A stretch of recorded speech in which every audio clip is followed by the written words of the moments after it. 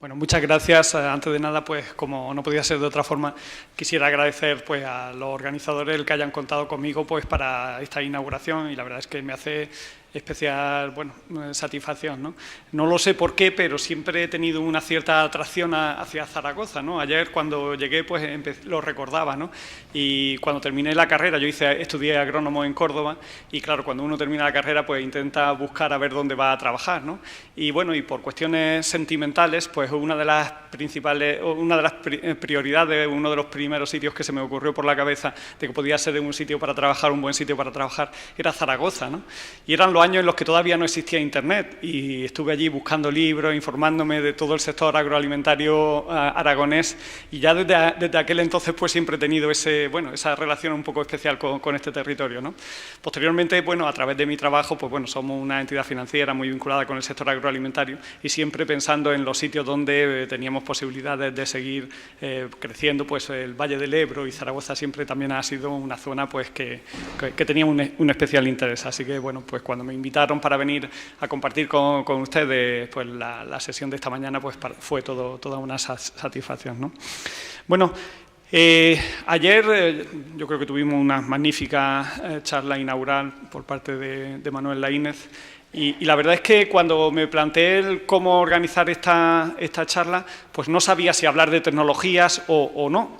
Y la verdad es que después de ver lo que presentó Manuel, menos mal que no voy a hablar de tecnologías, porque yo creo que el inventario y el recorrido que hizo fue súper exhaustivo, y seguro que yo no hubiese sido capaz de hacerlo también, ¿no? Entonces, yo lo que he planteado, y bueno, creo que todo el que está relacionado con el sector agroalimentario, pues también sabe un poco cuáles son las últimas tendencias, ¿no? Y yo lo he planteado más en una forma de reflexión, ¿no? De aquellos elementos que yo creo que pueden ser relevantes para al final pues tener lo que me han pedido, una agricultura más inteligente y una agricultura que sea más sostenible, ¿no? Así que, bueno, más que a lo mejor afirmaciones, lo que voy a intentar es generar, debate, generar dudas, ¿no? Pero yo creo que eso es bueno, porque gracias a ello pues podemos entre todos buscar ese camino que nos lleve hacia un futuro mejor, ¿no? Lo primero que me gustaría decir, me gustaría reconocer, es que el sector agrario español es tremendamente innovador. Yo creo que estamos en uno de los países más innovadores que hay en el sector agroalimentario, ¿no? El problema es que no todo el mundo es igual de innovador, ni todos los agentes que intervienen en el sector son igual de innovadores, ni todos los subsectores que forman parte del sector agroalimentario tienen el mismo nivel de innovación.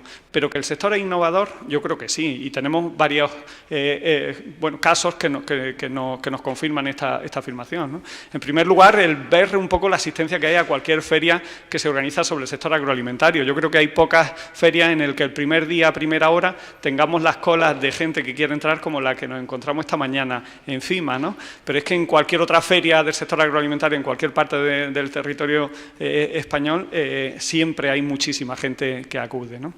Y bueno, y por mostraros con algunas cifras esa capacidad innovadora, pues he recogido algunos de los sectores más significativos de la agricultura española. Y bueno, y un poco, muchas veces estamos en el día a día, estamos en el presente, estamos pensando en el futuro, y se nos olvida de cómo éramos hace relativamente poco tiempo, ¿no? Pero si vemos qué es lo que ha pasado en los principales sectores agroalimentarios españoles en los últimos años, el cambio ha sido radical. Y si cogemos, por ejemplo, aquí he cogido producciones medias de varios años, porque ya sabéis que en el sector agroalimentario pues siempre puede haber fuertes oscilaciones de un año a otro por diversas circunstancias. Entonces, pues para evitar ese posible efecto anual, he cogido periodos de 5 años, ¿no? Y viendo cómo ha evolucionado en solo 25 años la agricultura española, pues nos encontramos que, por ejemplo, en el sector del aceite de oliva, la producción se ha incrementado en un 137%, siendo como ya éramos el primer productor del mundo, hemos sido capaces de incrementar en un 137%, es decir, España sola ha aumentado más la producción de aceite de oliva que todos los demás países del mundo juntos, ¿no? El sector del viñedo, pues prácticamente la misma situación. Aquí los crecimientos son más bajos, solo el 12%, pero hay que tener en cuenta también que se ha perdido el 21% de la superficie de cultivo. En un sector que aquí en Aragón también es muy importante, como es el de la fruta de hueso, pues también valores muy similares, un 118% de crecimiento en tan solo 25 años. Y así podíamos seguir, con muchos otros, ¿no? En el porcino un 120%, en aves un 72%. Es decir, que yo creo que esta es la mejor imagen del dinamismo que tiene el sector agroalimentario. Y todo ello es posible porque a nivel de los insumos que se utilizan para la producción agraria, el nivel de innovación, el nivel de desarrollo de nuevos productos pues es muy, muy importante, ¿no? Y bueno, no voy a hacer una relación de todos ellos, pero dentro de lo que es el sector de la biotecnología, de los riegos, de los fertilizantes, de los fitosanitarios, de los productos veterinarios, de la mecanización, de la implementación de las tecnologías de la información y la comunicación al sector agroalimentario, pues eso, los desarrollos están siendo vertiginosos. Pero bueno, yo lo que me planteo, la primera pregunta que os quería hacer, cuando hablamos de una agricultura inteligente, ¿a qué nos estamos refiriendo, no? ¿Las cosas o las máquinas son inteligentes? ¿O son las personas las que somos inteligentes, ¿no? Yo creo que realmente quien hace que la agricultura sea o no sea inteligente somos las personas que estamos detrás, ¿no? Y yo creo que tanto a nivel de esas empresas de insumos que están continuamente pues, innovando y generando nuevos productos, yo creo que el nivel de inteligencia es muy, muy grande. Y creo que una gran parte de los usuarios de esa tecnología, de los agricultores, también creo que el nivel de inteligencia que hay es también muy, muy elevado, ¿no? Y eso es lo que hace que tengamos una agricultura inteligente. Ahora después entraremos un poco más en detalle. Como tenía que hablar sobre agricultura inteligente y sobre sostenibilidad. Y tenemos una agricultura sostenible y bueno, y yo creo que cuando hablamos de agricultura sostenible tenemos que tener pues un poco los tres ámbitos que siempre se consideran dentro del concepto de sostenibilidad. Tenemos una agricultura que sea sostenible socialmente, una agricultura que sea sostenible económicamente y una agricultura que sea sostenible medioambientalmente. Bueno, pues intentaremos ver un poco también a lo largo de esta charla. Una cuestión que para mí, y yo creo que bueno, para nosotros, para la organización en la que estoy, es muy, muy relevante. Si al final lo más importante que hay detrás de cualquier actividad, y muy especialmente del sector agrario, son las personas, yo creo que uno de nuestros primeros objetivos es generar conocimiento y, sobre todo, intentar conseguir que ese conocimiento lo pueda tener acceso el que lo pueda utilizar, ¿no? A mí, bueno, no soy tan mayor, pero sí recuerdo, casi que no lo he vivido personalmente, pero en España había un servicio que yo creo que todos los que habéis tenido cierta relación con él, pues se ha valorado muchísimo, ¿no? Que era el servicio de extensión agraria, ¿no? Y que era un servicio que ayudaba a que ese conocimiento que se generaba en cualquier parte, pues al final le llegase a los agricultores, ¿no? Yo creo que ha habido un periodo durante, bueno, esa labor se ha perdido relativamente y que de alguna forma tenemos que intentar recuperarla, ¿no? Y ahora creo que tenemos con un enorme aliado, ¿no? Que es Internet, que son las redes, ¿no? Yo creo que tradicionalmente la forma de transferir el conocimiento pues era mediante la organización de jornadas, talleres o bueno, modelos más presenciales, que al final pues eran muy útiles, pero tenían una repercusión limitada porque no podía asistir mucha gente y tampoco se podía desplazar gente desde sitios muy distantes, ¿no? Yo creo que ahora con Internet las posibilidades que se nos abren para transferir el conocimiento son enormes, ¿no? Y además un conocimiento que es como más democrático, ¿no? Porque antes había el que sabía mucho que se lo contaba al que en teoría sabía menos, pero yo creo que en el sector agroalimentario hay tanto conocimiento dentro del propio sector, entre los propios agricultores, que muchas veces aprenden más compartiendo entre ellos que no, en función de lo que les cuenta, pues, gente que esté un poco fuera o por encima del sector. Yo creo que esta es una gran herramienta que está a disposición del sector y que nos puede permitir que el conocimiento se transfiera a una velocidad muchísimo mayor de lo que hasta ahora lo había hecho, ¿no? Otra cuestión que quería mostraros, si no se ve la diapositiva, es que muchas veces en el sector me da la impresión de que creíamos que cuanto más insumos utilizásemos, más íbamos a producir, ¿no? Cuanto más agua utilizásemos, más íbamos a producir. Cuanto más abono utilizásemos, más íbamos a producir. Cuanto más fitosanitarios utilizásemos, también íbamos a producir más, ¿no? Y yo creo que, bueno, todos somos conscientes de que no tiene por qué ser así, que a veces más puede ser menos, ¿no? Ayer comentaba también Manuel que, de los abonos nitrogenados, pues un porcentaje elevadísimo de los que estamos utilizando, al final se pierden, lo estamos tirando, ¿no? Entonces eso, pues es menos rentabilidad para la explotación, ¿no? O incluso, pues, en un factor tan crítico en este país como es el agua, que no estemos haciendo un buen uso del agua, eso está limitando enormemente nuestras posibilidades de crecimiento, ¿no? Yo no puedo entender, y bueno, yo soy de una zona pues igual o más desértica que Aragón, y no puedo entender cómo puede haber pues explotaciones de cereal, de trigo, que tengan dotaciones de 15.000 metros cúbicos de agua por hectárea, porque no los necesitan para tener una producción razonable, ¿no? Bueno, ha sido la anterior diapositiva que no quería verse. Bueno, solo... no sé. Y la otra cuestión que también me gustaría resaltar es que cuando hablamos de innovación, casi siempre se nos viene a la cabeza la innovación tecnológica, y muchas veces puede ser tan importante para conseguir esa sostenibilidad, sobre todo desde el punto de vista social, puede ser casi tan importante la innovación social como la tecnológica, ¿no? Y luego os mostraré con un ejemplo. Otra cuestión que creo que también es muy importante en el sector agrario, y es que muchas veces el agricultor se ha preocupado de hacer muy bien su trabajo. Yo creo que el ejemplo que he puesto al principio de cómo hemos incrementado nuestra producción en los principales cultivos ha sido espectacular. Tenemos unos agricultores, yo siempre digo, tenemos los mejores agricultores del mundo. El problema que tienen nuestros agricultores es que muchas veces ya se desentienden de su actividad una vez que el producto sale de su explotación. Y sin embargo, cada vez más la sostenibilidad hay que entenderlo en términos de cadena alimentaria. Al final, el eslabón de producción agraria es el primer eslabón, por desgracia muchas veces es el eslabón más débil, pero la sostenibilidad económica, social y medioambiental muchas veces se consigue en función de lo que hagamos en las siguientes fases de la cadena. A mí me gusta siempre poner este ejemplo, ¿no? Porque en el sector hortofrutícola además es un sector en el que en España pues no le buscamos suficiente valor añadido a nuestras producciones, ¿no?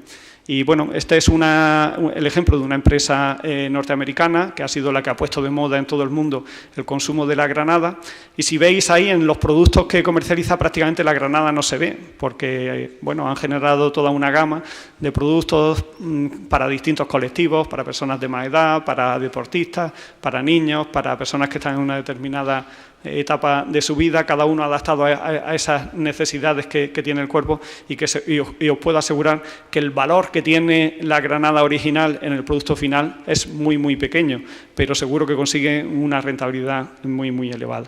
Y esto pues lo podríamos trasladar a cualquier otro sector. Entonces, como digo, la sostenibilidad hay que entenderla en términos de cadena agroalimentaria, y dentro de la cadena agroalimentaria hay muchos subsectores, muchos eslabones que juegan parte, ¿no?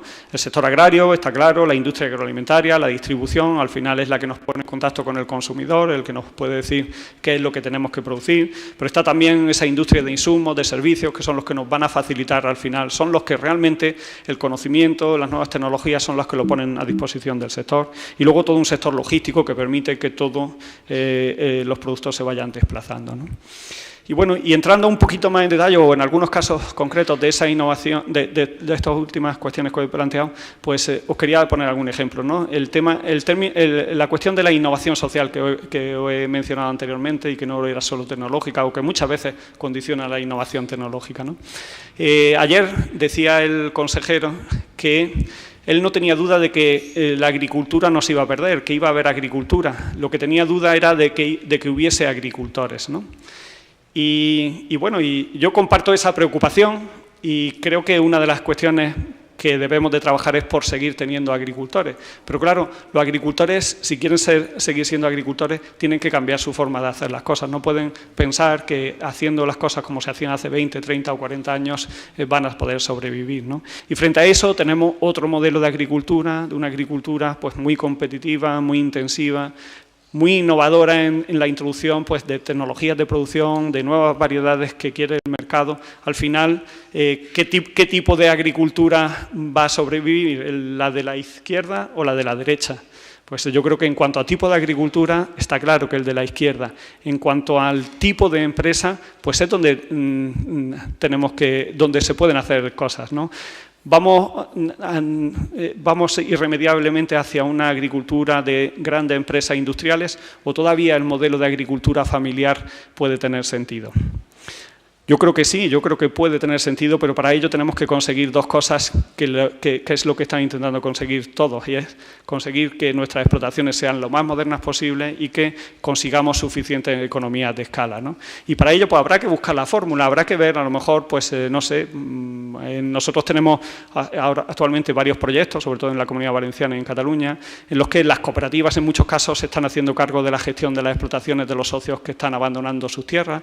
En otros casos las cooperativas alquilan tierras para luego cedérselas a los agricultores, a sus socios, que tienen una dimensión que ahora mismo está en el límite de la viabilidad, pero que si consiguen una mayor superficie, pues sí la pueden hacer viable.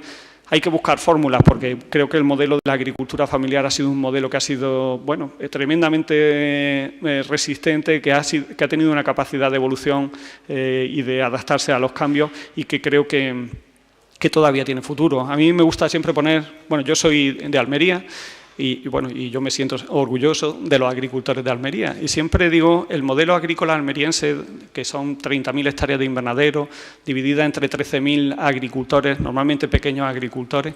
Una de las grandes fortalezas que tiene ese modelo es que hay 13.000 personas que cada noche, cuando se acuestan, están pensando cómo pueden hacer mejor lo que hicieron el día de antes, ¿no?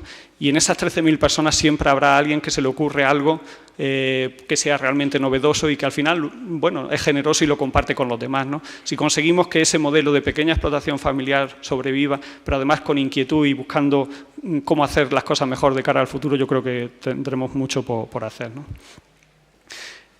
Estamos en la primera fase, en la fase de producción, tenemos que conseguir economías de escala, tenemos que conseguir modernizar nuestras explotaciones, pero luego llegamos a la siguiente fase, que es comercializar, ¿no? Y aquí pues tenemos que buscar también cómo los productores pueden, bueno, quedarse con una parte del valor añadido que se genera en esa fase.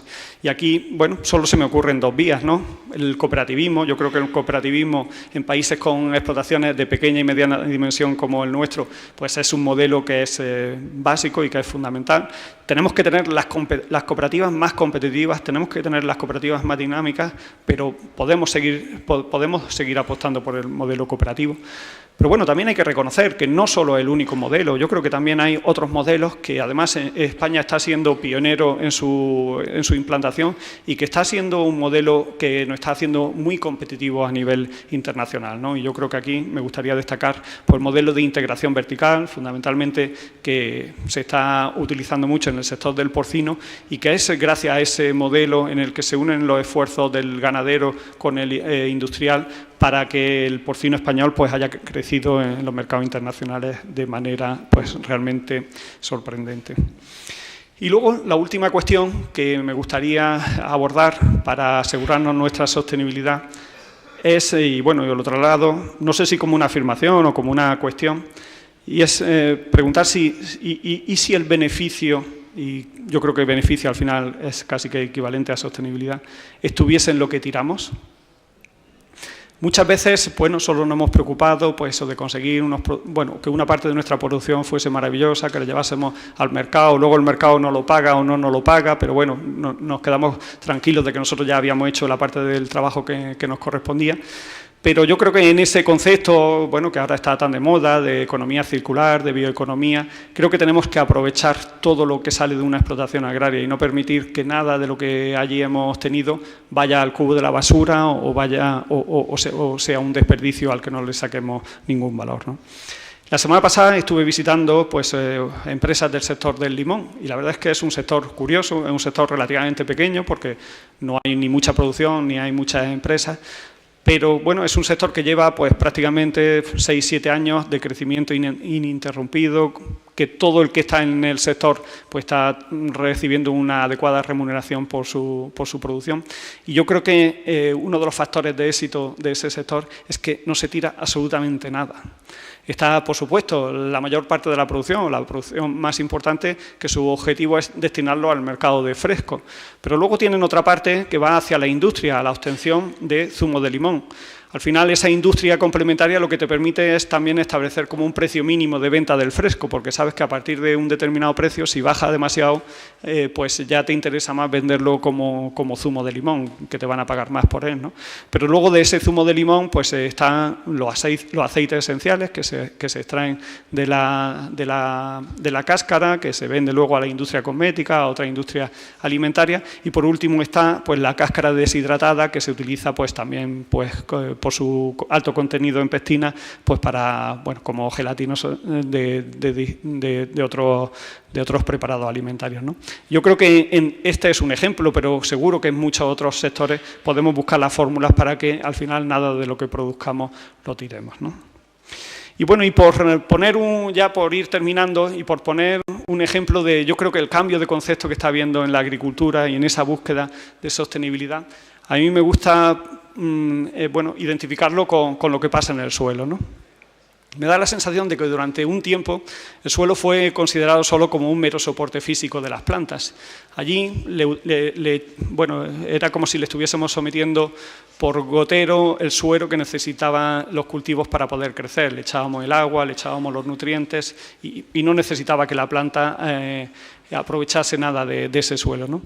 Creo que ahora estamos en un cambio de concepto, ¿no? Y un poco la misma preocupación que tenemos las personas a la hora de alimentarnos, que intentamos tener, pues bueno, la mejor flora intestinal, que tengamos el adecuado equilibrio de microorganismos, que al final pues eso nos va a permitir pues estar más fuertes, estar más sanos, bueno, aprovechar mejor los alimentos. Pues yo creo que el mismo concepto se está trasladando a la agricultura y vamos buscando un suelo que esté vivo y que al final pues ayuda a las plantas a aprovechar mejor todos los insumos que hay en el suelo y también pues a que sea capaz de responder bueno, y finalizar mi charla pues diciendo que una agricultura inteligente, una agricultura sostenible es un poco pues eso, aprovechar todos los recursos que tenemos a disposición del sector agroalimentario.